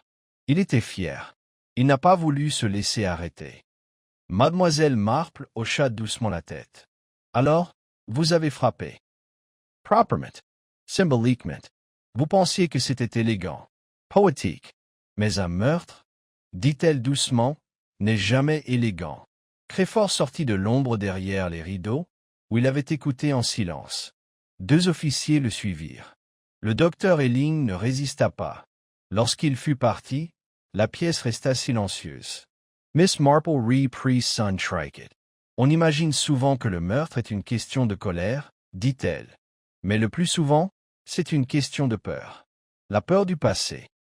La peur d'être vue. Elle regarda le service de mandarine, à nouveau complet, à l'exception d'une pièce. Le roi, toujours manquant. Lady Diana sourit faiblement. Je l'ai caché, dans le vieux bureau de mon père. Je ne savais pas trop pourquoi. Mais je suppose que j'avais besoin de garder quelque chose de lui, juste une fois, avant qu'il ne disparaisse à jamais. Miss Marple comprit. Certains rois étaient destinés à disparaître, et certaines vérités, enfin, mises à nu. Le vendredi se leva dans un silence doré, le genre de matin qu'Elmridge n'avait pas connu depuis des jours. La rosée s'accrochait aux pétales des digitales et des delphiniums tels de minuscules joyaux, et les haies ondulaient doucement sous une brise qui sentait enfin l'été. Mais dans le cottage de Church Lane, Miss Marple était assise à son bureau, l'air non pas soulagé, mais plutôt pensif. L'affaire était, techniquement, terminée. Le docteur Elling avait avoué tard la veille au soir, même si le mot « confession » semblait à peine approprié. Sa déclaration était clinique, résignée. Il n'y avait eu ni explosion de colère, ni déni frénétique. Il s'était simplement assis à l'arrière de la voiture de l'inspecteur et avait dit « Il en savait trop. Je ne pouvais pas le permettre. » Il avait parlé comme un homme qui attendait depuis longtemps les conséquences. Miss Marple avait déjà connu ce regard, sur une jeune servante surprise en train de voler dans l'office du vicaire, sur un notaire de village surpris en train de falsifier un testament. L'air de quelqu'un qui avait bâti une vie tranquille sur un secret trop lourd à enterrer. Une fois dévoilé, ils ne paniquèrent pas. Ils se replièrent simplement sur eux-mêmes, comme la dernière page d'un livre bien lu. Pourtant, quelque chose persistait en elle. Pas vraiment de doute. Les faits concordaient. Le mobile était logique. L'opportunité, le symbolisme, le fou, le roi, tout cela avait désigné le docteur Elling avec la clarté d'un échiquier penché vers l'échec et mat final. Et pourtant, Miss Marple avait appris depuis longtemps que la vérité, comme la broderie ou la dentelle fine, n'était pas toujours une ligne droite. Le contour était peut-être clair, mais les points en dessous, il détenait souvent la véritable histoire. Elle se leva, enfila son châle et descendit vers la grande-rue. Il était encore tôt, et les seules personnes présentes étaient les commerçants installant des étalages et le garçon de Madame Edgecombe livrant du pain. Mais devant le bureau de poste, elle trouva l'inspecteur Crefort, en conversation avec l'agent. Il souleva son chapeau en la voyant. « Mademoiselle Marple, dit-il, j'ose dire que nous vous devons une félicitation officielle. Le commissaire en chef est venu ce matin, ravi comme un sous-neuf. Il a dit qu'il n'avait pas vu une affaire aussi bien réglée depuis l'affaire du ministère de la Guerre dans le Gloucestershire. Mademoiselle Marple sourit poliment. Proprement, oui. Mais proprement, je n'en suis pas si sûr. Crefort fronça les sourcils. Vous pensez qu'il y a plus? Je pense, dit-elle, que le docteur Elling n'était pas la seule à tenir le fil. Il l'accompagna tandis qu'elle lui expliquait. Voyez-vous, il y a un détail que je ne peux pas accepter. Pourquoi renvoyer le faux? Et le cavalier? Si le seul but de Elling était de faire taire Armstrong, pourquoi laisser des indices? Pourquoi jouer? Crefort se frotta le menton. Peut-être voulait-il que ce soit perçu comme un rituel. Ou un symbole. Peut-être, dit mademoiselle Marple. Mais je pense qu'il était guidé. Pousse. Pousse. Elle se tourna vers lui. Je crois que le docteur Elling a tué Armstrong. Mais je ne crois pas qu'il ait inventé le jeu. Cet après-midi-là, Miss Marple visita de nouveau Elmridge Hall. Lady Diana l'accueillit avec une chaleur inhabituelle et une pointe de rougeur aux joues. Le service à mandarine avait été retiré de l'exposition et placé dans une réserve, et la pièce où Armstrong était mort était désormais fermée. « Je suppose que le village va se remettre maintenant, » dit Diana en servant du thé. « Même si j'avoue que je ne regretterai pas d'être au centre des rumeurs. » Miss Marple lui lança un long regard pensif. « Lady Diana, dit-elle doucement, je me demande si je pourrais vous poser une question personnelle. »« Bien sûr. Pourquoi avez-vous menti au sujet de la lettre ?» La main de Diana se figea sur la théière. « Celle que vous prétendiez avoir laissée tomber lors de l'agression, » poursuivit Miss Marple. « Il n'y avait pas de lettre. Et tu ne t'es jamais évanouie. » Diana reposa délicatement les portes. Son visage resta calme, mais ses doigts se crispèrent sur la porcelaine. « Tu le savais » dit-elle doucement. « Je m'en doutais » répondit Miss Marple. Le docteur Elling n'était pas du genre à mettre en scène des symboles. Il était précis, efficace. Sa culpabilité était réelle, mais le fou et le cavalier n'étaient pas son idée. Il aurait éliminé les preuves, pas arrangé les choses. Diana détourna le regard. « Je n'ai jamais voulu que ça aille si loin. Tu n'as pas tué Monsieur Armstrong. » Dit Miss Marple. « Mais tu as utilisé sa mort. » Diana hocha lentement la tête. Quand j'ai appris ce qu'Armstrong avait trouvé, ce que contenaient ces lettres, je me suis senti désemparé. Tout ce que je croyais sur mon frère, sur notre famille, était brisé. J'ai demandé à Elling de parler à Armstrong. J'espérais qu'il pourrait le persuader de garder le silence. Pour le bien du hall. De notre nom. La voix de Miss Marple resta douce. Mais il ne l'a pas convaincue. Non, dit-elle. Il l'a tué. Je n'étais pas là. Je ne savais pas qui le ferait. Mais après avoir vu le corps, le fou à la main, j'ai compris que ce n'était pas fini. Que quelqu'un continuerait à poser des questions. Alors j'ai donné une allure théâtrale. Symbolique. Le plan d'un faux. Le faux. Puis j'ai placé le cavalier. Pour détourner les soupçons du véritable mobile. Pour retarder la vérité, dit Diana. Je voulais avoir le temps de détruire ce qui restait de ces lettres. Le roi, je l'ai caché parce que je ne supportais pas l'idée de voir un autre symbole. Je ne supportais pas un autre rappel de la façon dont tout était brisé. Miss Marple hocha lentement la tête. La peur a cet effet. Elle nous pousse à nous accrocher à l'apparat, à la diversion. Mais elle nous révèle aussi, Lady Diana. Un morceau à la fois. Diana leva les yeux. Que ferez-vous? Moi? Miss Marple joignit les mains. Je dirai à l'inspecteur Crayford que vous avez paniqué. Que vos ajouts ont embrouillé les choses, certes, mais n'ont pas entravé le cours de la justice. Ensuite, je rentrerai chez moi et reprendrai mon tricot. La voix de Diana se brisa. Merci. Miss Marple s'est livrée. Mais promets-moi, dit-elle, plus de parties. Les échecs, c'est pour l'étude. La vraie vie, j'en ai peur, est bien plus périlleuse. Elle quitta le manoir tandis que la lumière commençait à décliner derrière les arbres. Le vent s'était levé, caressant la longue pelouse comme une main qui lisse les secrets. Et bien que le mystère ait trouvé sa fin, Miss Marple savait que les répercussions de son impact persisteraient discrètement, silencieusement, comme le font toutes les plus belles tragédies des villages anglais. De retour chez elle, elle remit le carnet sur son étagère et reprit son tricot. La laine était douce, les aiguilles familières. Mais ses pensées dérivaient toujours vers le fou laquais, le roi disparu et les vérités que les gens entourent de silence. Et tandis que le feu crépitait doucement, elle songea, comme souvent, que la méchanceté n'était pas toujours bruyante, ni la cruauté évidente. Parfois, les coups les plus dangereux se jouaient discrètement, en diagonale. Et les jeux les plus meurtriers étaient ceux dont personne ne se rendait compte. Jusqu'à ce que la dernière pièce soit posée. Les jours qui suivirent à Elmridge s'écoulèrent dans une sorte de calme hésitant, comme le silence qui s'installe après la dernière note d'un orchestre et où le public hésite encore à applaudir.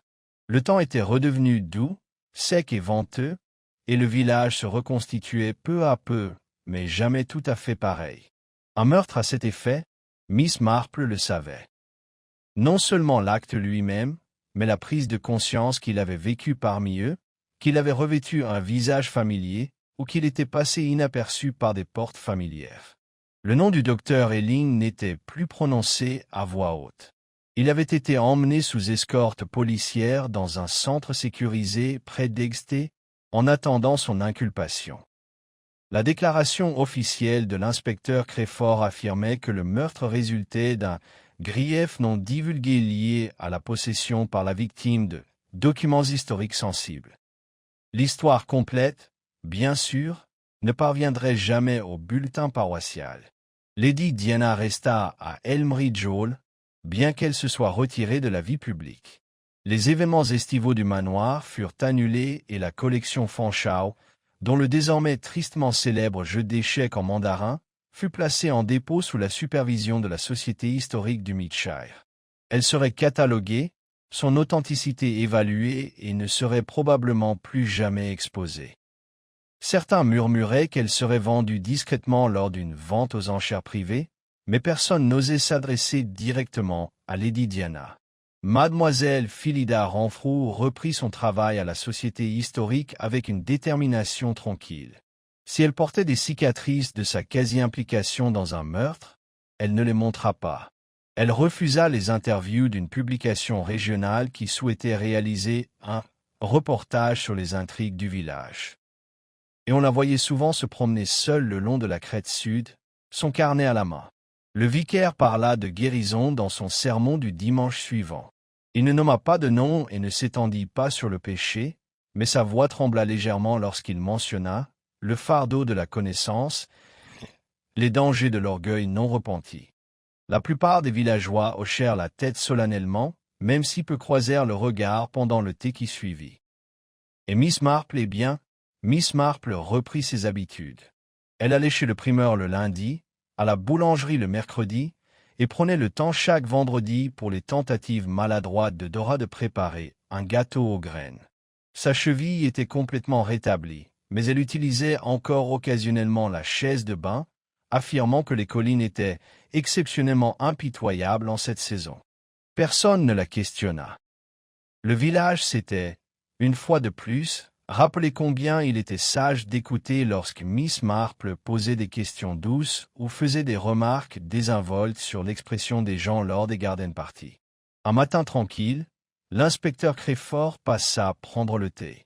Il n'avait pas été invité, mais Miss Marple l'accueillit néanmoins chaleureusement et lui offrit une place près de la fenêtre, où les roses trémières dansaient doucement au vent. « Je voulais vous remercier. » Commença-t-il en remuant sa tasse avec plus de force que nécessaire. « Pour ce que vous avez fait. »« Je ne suis pas sûr d'avoir fait grand-chose, » répondit Miss Marple d'un ton doux.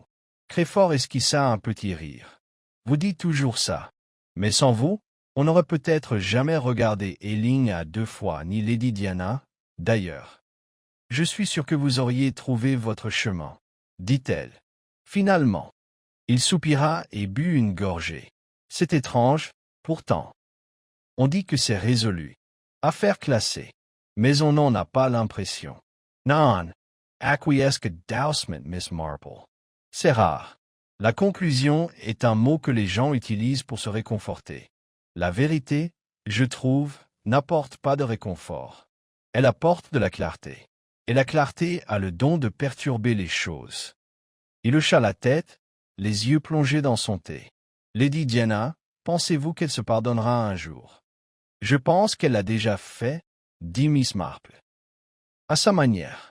Mais le pardon, inspecteur, ne se résume pas toujours à l'absolution.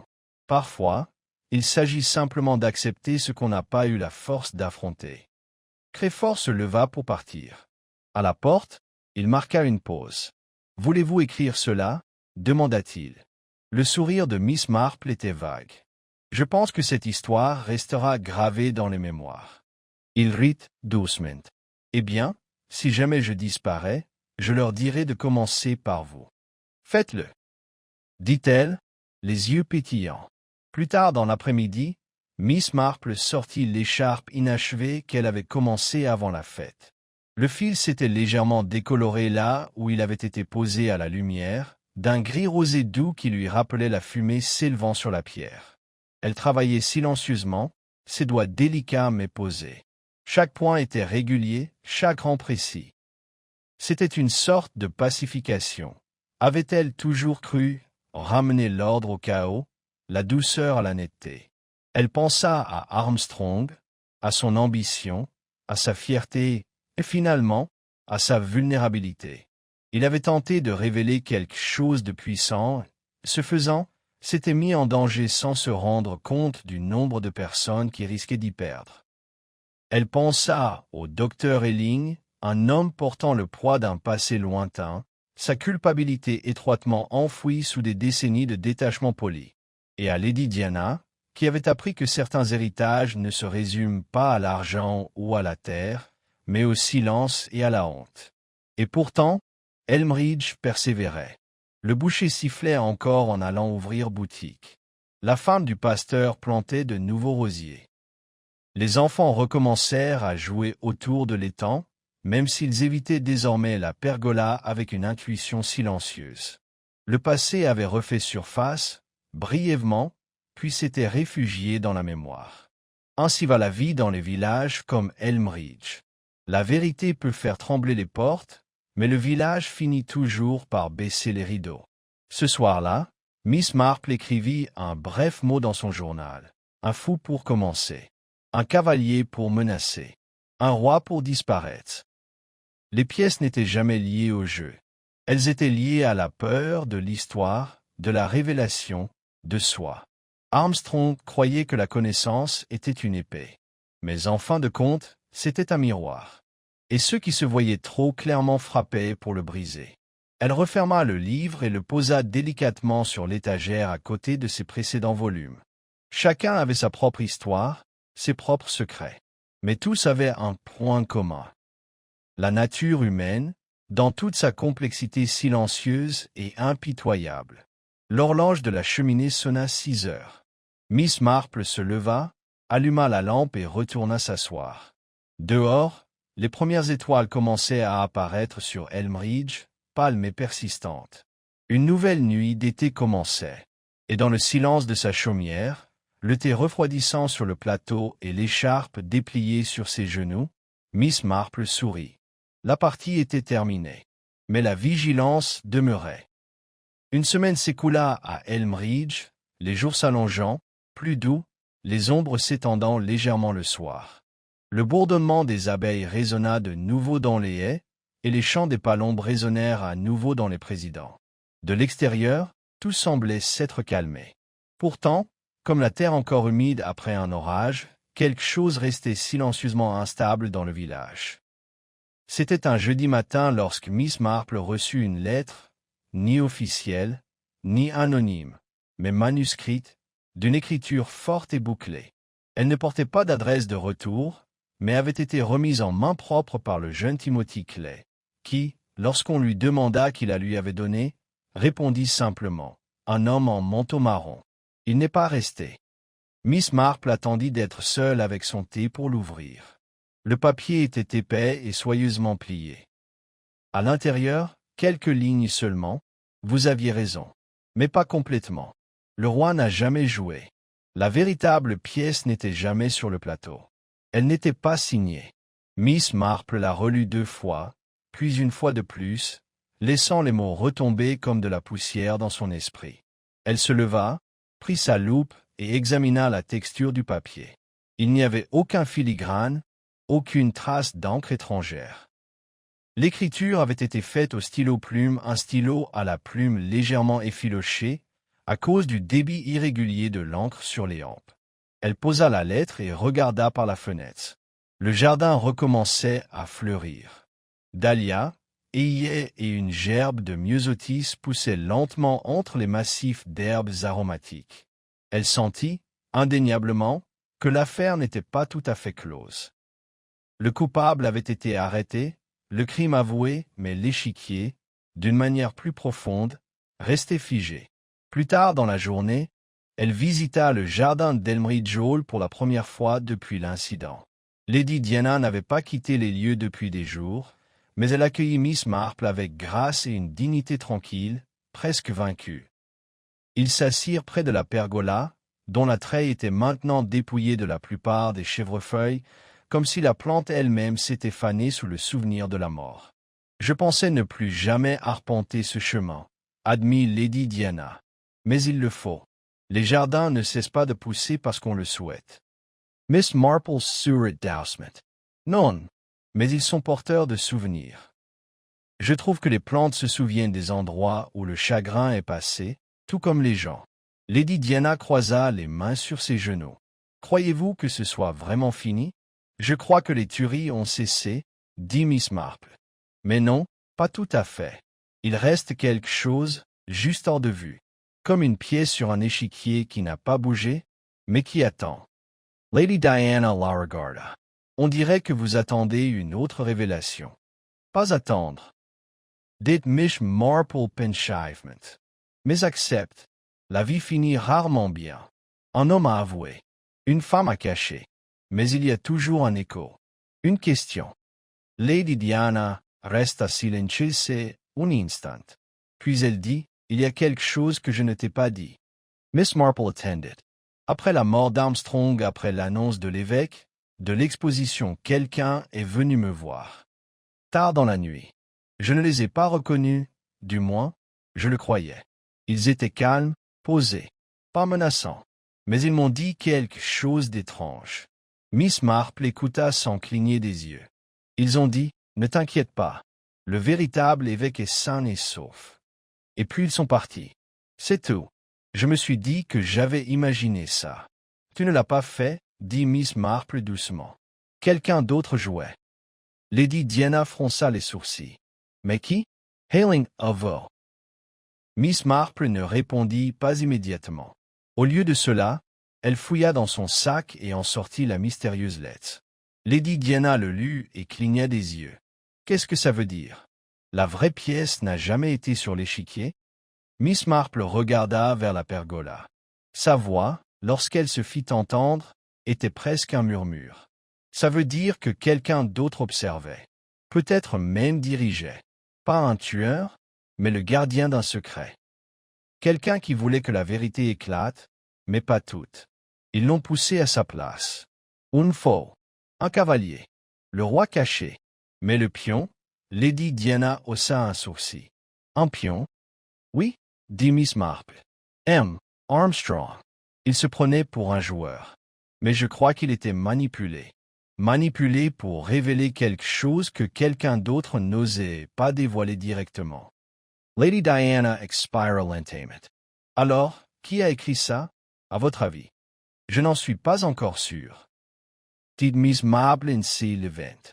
Mais je sais pas où commencer. Ce soir-là, elle a rendu visite à Phillida Renfrew, dont le petit chalet se tenait juste à côté de la voie nord, protégé par de grands ifs et une petite porte en fer forgé qui grinça lorsqu'elle est poussée. Mademoiselle Renfrew a répondu à la porte, dans un cavalier en laine et un pantalon de jardinage, les mains légèrement sales de la plantation de bulbes. Oh, dit-elle, légèrement surprise. Molly Marple. Entrez. Le salon était bordé de livres et rempli de parfums de tourbe. Mademoiselle Marple a accepté le thé, mais ne l'a pas touché. Je suis venu vous demander quelque chose sur M. Armstrong, a-t-elle déclaré. Phillida était plus droite. Oui, tu étais proche, n'est-ce pas? Phillida avait l'air mal à l'aise. Nous avions des intérêts mutuels. Mais vous ne l'aimiez pas particulièrement. Non, a-t-elle admis. Il pouvait être cruel, arrogant, mais vous le respectiez. Je suppose que je l'ai fait. Il connaissait son sujet.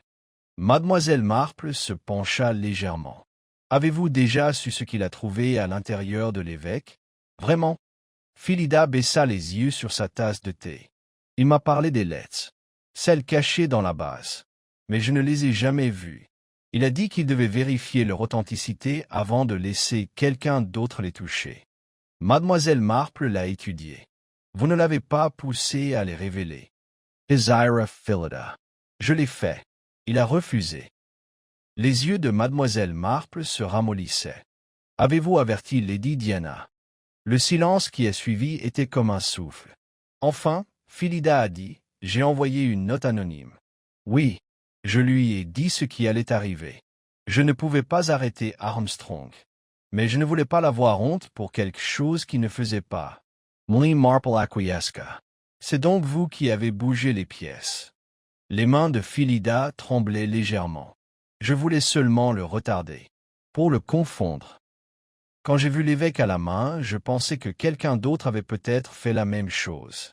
Je ne m'attendais pas, non, a déclaré mademoiselle Marple. Vous ne vous attendiez pas à ce qu'il meure. Elle se leva, collectant doucement son sac. Je ne suis pas ici pour vous accuser, mademoiselle Renfrew. Vous ne l'avez pas tué, mais vous avez façonné la planche. Tout autant que quiconque. Philida baissa les yeux. Voulez-vous dire à l'inspecteur? Non, dit doucement mademoiselle Marple. Il y a eu assez de ruines. Elle a quitté le chalet avec un profond soupir. Le ciel au-dessus était plein d'étoiles, le genre de ciel clair et vaste qui faisait que les secrets se sentent petits et les vérités se sentent vieilles. Le vrai évêque, pensait-elle, avait été protégé. Le roi caché. Le chevalier est utilisé comme distraction. Et le pion se sacrifia. Dans les grands jeux du passé, wars, empire, réputation, il y avait toujours des joueurs cachés. Cases. Regarder, diriger, ne jamais parler. Mais à Elmridge, où les jardins ont fleuri et les potins flottaient comme du pollen, même les empreintes de pas silencieuses. Mademoiselle Marple s'est arrêtée sous les arbres avant de rentrer chez elle. Elle n'avait plus besoin de suivre les empreintes de pas. Elle avait déjà lu le jeu. Le dimanche suivant a été l'un de ces jours à Elmridge qui semblait presque fictif dans sa beauté. Les cloches de l'église ont sonné à travers un ciel clair, l'air portait la légère douceur de la lavande et de l'herbe précoce réchauffée par le soleil, et le vert du village était vivant de couleurs. Les enfants ont sauté la corde sous le mémorial de la guerre et les couples se sont émis dans une conversation douce, leurs pas résonnant sur les voies pavées. Pour tout étranger qui passe, il serait apparu un endroit complètement intact par les événements récents. Mais Elmridge, comme tous les villages du genre, portait ses cicatrices sous la surface. Il se souvenait, dans des pauses subtiles entre les salutations, dans la façon dont certaines portes sont restées fermées plus longtemps que d'habitude, dans la façon dont quelques citadins ont maintenant baissé la voix lorsqu'ils passaient dans la salle ou tournaient légèrement le visage lorsque la maison du médecin est apparue. Dans son chalet sur Church Lane, mademoiselle Marple s'est assise près de la fenêtre avec son carnet ouvert une dernière fois.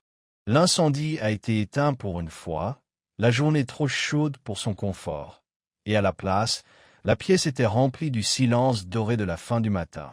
Elle n'avait pas écrit dans le cahier depuis sa visite à mademoiselle Renfrew. La vérité, comme elle l'avait découvert, ressemblait à quelque chose déjà enregistré dans son intégralité. Non sur papier, mais dans les expressions, les choix et les silences des personnes impliquées. Mais quand même, il y avait de la valeur à le marquer, non pas pour le bilan, mais pour la réflexion. Son stylo s'est déplacé régulièrement à travers la page. Entrée finale, le jeu de l'ensemble d'échecs du mandarin. Il y a ceux qui croient que le meurtre commence par la malveillance, qu'il s'annonce dans la rage ou la cupidité. Mais ici, dans ce cas, cela a commencé avec l'histoire. Avec un tort oublié depuis longtemps, niché à l'intérieur d'un évêque laquais. Le crime a été commis dans le présent, mais la blessure avait des siècles. Félix Armstrong est devenu à la fois victime et navire, son ambition le guidant dans les eaux plus profondes qu'il ne le savait. Il se croyait intelligent, voire juste. Mais il n'était pas le seul esprit au travail. D'autres ont façonné le récit derrière les rideaux. Le docteur Elling avec ses secrets, Lady Diana avec sa peur, et mademoiselle Renfrew avec sa prudence vêtue d'une bourse. Ce n'est pas une seule décision qui l'a tué, mais une cascade, chaque joueur croyant qu'il protégeait quelque chose, héritage, réputation, vérité. Un seul mouvement a été fait avec colère. Elle s'arrêta là-bas, tapotant la plume contre son menton. Puis elle a écrit, et aucun d'entre eux n'a gagné. Elle ferma doucement le livre. À l'extérieur, le facteur est passé sur son vélo, faisant pencher sa casquette vers sa fenêtre comme il a toujours fait. L'horloge dans le couloir a sonné à midi. Dora est apparue avec une assiette de minces sandwichs et une petite cruche de limonade, ses chaussures grinçant légèrement sur le sol poli. « Dois-je le mettre dans le jardin, madame ?» a-t-elle demandé. Lee Marple Surratt. « Oui, Je pense que les roses apprécieraient une certaine compagnie aujourd'hui. Ils ont déménagé à la petite table sous les roses grimpantes, où les abeilles fredonnaient doucement et le monde semblait, sinon guéri, puis au moins aimablement distrait. Mademoiselle Marple s'est versé un verre de limonade et a regardé la façon dont le soleil se capait sur le verre, jetant un prisme sur la nappe. Elle a encore réfléchi au message final de la lettre. La vraie pièce n'a jamais été à la planche. Il y avait eu quelque chose qui obligeait cette ligne, et pas seulement pour son mystère. Il détenait une sorte de sagesse mélancolique. Certaines vérités n'étaient pas censées être découvertes, ou s'ils l'étaient, ils sont venus trop tard pour sauver ou trop tôt pour pardonner. Et pourtant, elle n'avait aucun doute que quelqu'un à Elmridge portait toujours des connaissances. La vérité du roi disparu, peut-être jamais l'intention de le retrouver. Un dernier mouvement qui resterait hors du disque, parlé uniquement dans les pièces de mémoire tranquille. Cela n'avait plus d'importance. Mademoiselle Marple avait vu ce qu'elle avait besoin pour voir. Toutes les vérités ne doivent pas être diffusées. Certains sont mieux compris et absorbés, puis laissés pour se reposer comme une pierre placée doucement sur une tombe. L'ensemble d'échecs du mandarin, elle avait été informée, ne serait plus affiché. Au lieu de cela, il devait être démantelé, chaque pièce cataloguée, conservée, mais stockée séparément. Un ensemble dissous. Un jeu s'est terminé. C'était approprié. Ce soir-là, elle a traversé le village une dernière fois avant la fin de la semaine. Les voies étaient silencieuses, les fenêtres éclairaient doucement avec des lampes du soir. Elle a passé le vieux mur de pierre près du presbytère, où le lierre devint trop épais pour que quiconque apprenne, et l'odeur du jasmin nocturne s'accrochait à l'air crépusculaire. Alors qu'elle atteignit le coin où le chemin se tourna vers l'église Lannes, elle s'arrêta. Quelqu'un était déjà là. Une silhouette se tenait à l'atteinte, celle, mince, enveloppée dans un manteau brun, bien que la soirée soit chaude. Le chapeau jette le visage dans l'ombre. Mademoiselle Marple n'a rien dit. La silhouette a fait un léger hochement de tête, puis s'est retournée et s'est éloignée sans un mot, disparaissant dans le crépuscule rétrécissant. Elle n'a pas suivi. Elle n'en avait pas besoin. Certains joueurs ne cherchent pas checkmate. Ils se contentent de regarder le conseil d'administration. De retour dans son salon, elle a remis le cahier à sa place sur l'étagère, entre le cas de la dame en lavande et l'affaire de la tasse de thé volée. Des histoires écrites dans le calme, résolues avec soin. Aucun applaudissement. Pas de gros titres. Juste la connaissance que quelque part, la justice avait été rendue de la seule manière qu'il pouvait être. En pleine compréhension des cœurs imparfaits, effrayants et profondément humains. Elle s'assit sur sa chaise préférée et tendit la main vers son tricot. L'écharpe était presque terminée maintenant, les poings serrés et ordonnés. À l'extérieur, Elmridge se reposait. Et à l'intérieur, Mademoiselle Marple, le gardien calme de l'équilibre fragile du village, a repris son travail. Parce que même lorsque le jeu se termine, il y a toujours un autre tableau qui attend. Toujours un autre mouvement, dépliant doucement en arrière-plan. Regardé, tranquillement, par une paire d'yeux sages et sans prétention.